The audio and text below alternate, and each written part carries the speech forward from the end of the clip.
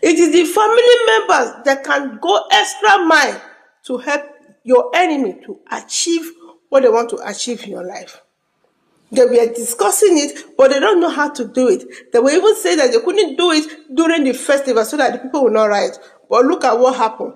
In Luke 22, from verse 1, it said, now the feast of unleavened bread, called the Passover, was approaching, and the chief priests and the teachers of the law were looking for some way to get rid of Jesus. What did he do? Nothing. Because he was preaching. That's why people don't like listening to preachings anymore. They don't like anything about God, because some people are even scared to answer the call, because when they do, they're afraid that they will be beheaded like John the Baptist. But if God calls you, he will protect you.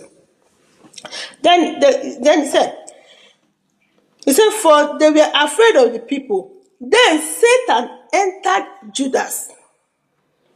Satan entered Judas, called Iscariot, one of the 12, and Judas went to the chief priests and the officers of the temple guard and discussed with them how he might betray Jesus. They were thinking of the way they would do it, but they couldn't. But Judas, his own disciple, and in the Bible they said it was his own cousin.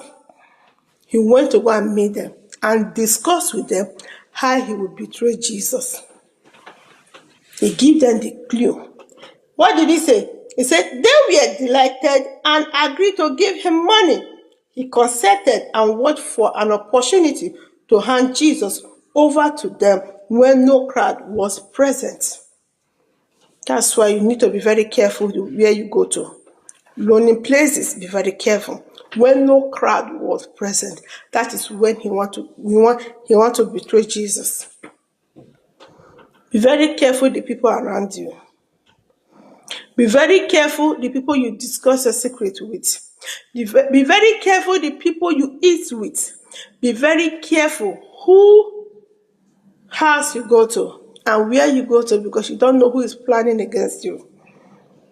It was supposed to be the Passover, your living bread festival, but it turned out to be the avenue for the devil to enter Judas and betray Jesus.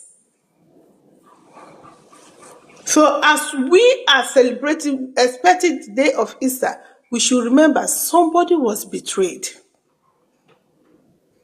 Somebody lost his life